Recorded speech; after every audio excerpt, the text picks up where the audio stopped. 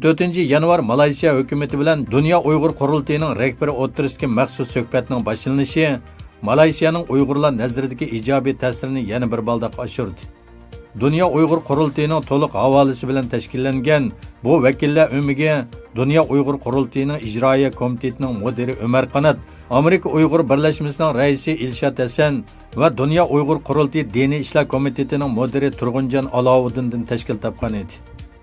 Bu qitimqi ziyoratning tashkillanish ahvoli haqida ma'lumot bergan Ilshad Hasan, bu qitim Malayziyadagi aloqador taraflarning talabi bo'yicha o'zlarining Uyg'urlar masalasi haqida ma'lumot berish uchun bu guruhni tashkil qilganligini bildirdi. Uyg'urlar duch kelayotgan zulmga qarta eng kuchli inkas qaytargan musulmon davlati qatorida ko'rsatishga bo'ladigan Malayziyaning diniy ishlar ministrligimi bu qitim Dunyo Uyg'ur qurultayi vakillari bilan ayrim suhbatda bo'lgan. Shuningdek, Uyg'urlar uchrayotgan zulmni islom dunyosiga o'ngishli anglitishning ba'zi choralari muzokara qilingan.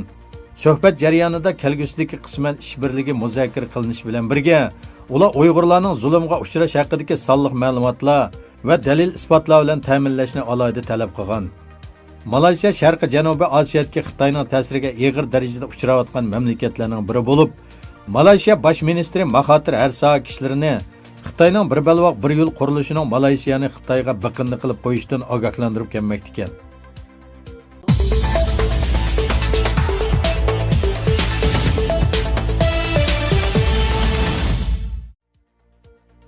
Xitoy kommunistlari Uyg'urlarni keng ko'lamli tutqun qilib, lagerlarga qamishi yoki qamoq jazosiga hukm qilishi Uyg'ur rayonida nurg'un xizmat o'rinlarining bo'sh qilib, ixtisos egalari qahatchiligi paydo qilgan.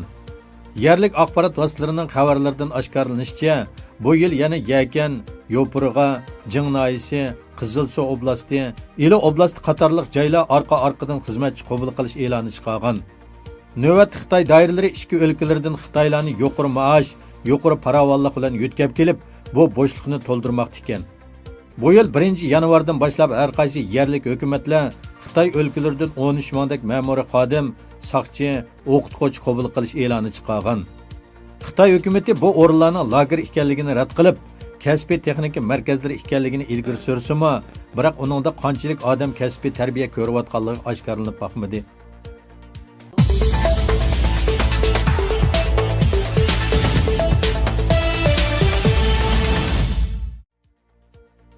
Angliya Balalar Sog'lomlik institutining navbatda tunji bo'lib yosh o'smirlarning elektronlik ekronga qarash va ko'rib ishiltish vaqtiga maslahat berib, uxlashdan 1 soat burun aql yon telefoni, elektronlik o'yin va raqamli uskunlar qatorliqlarni cheklagan. Chunki bular uyqu sifatiga qattiq ta'sir ko'rsatadi ekan. Bunda qilish yosh o'smirlarning uxlashdan burun cho'ng ming harakat holatini erkin qo'yib etib, uxlashga hozirlanib, ekran nurining g'idig'lanishidan saqlanish ekan. Mazkur institutning 109 nafar yosh o'smirlar ustidan tekshirish elib berib, 88% bolalar uxlashdan burun elektronlik ekran ko'rganda uyquga salbiy ta'sir bo'lgan. 18% bolalar oilasi bilan jam bo'lgan vaqti, oiladagi inoqligi va o'qish qatorliqlarda salbiy ta'sirga uchirgan. Shundaqla salomatligiga ma'lum darajada ta'sir ko'rsatgan. Hozir kundalik turmushda bolalar qulaylik bo'lgan elektronlik texnik uskunlardan ayrilanmaydi. Lekin uni qo'llanish vaqtini yaxshi kontrol qilib, muvofiq unumli foydalanishimiz kerak.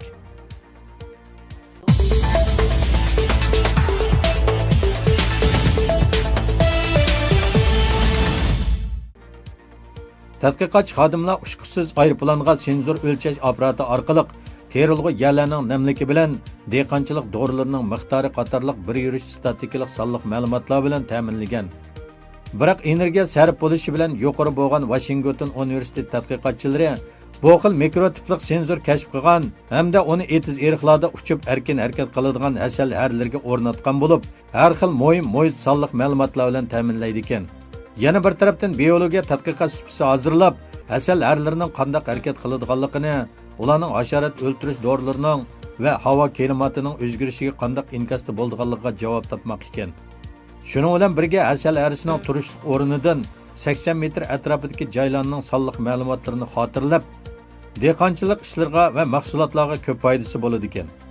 Bu senzor o'lchash asbobi nihoyat yenik bo'lib, senzor o'lchash asbobining sig'imi 30 kilobayt.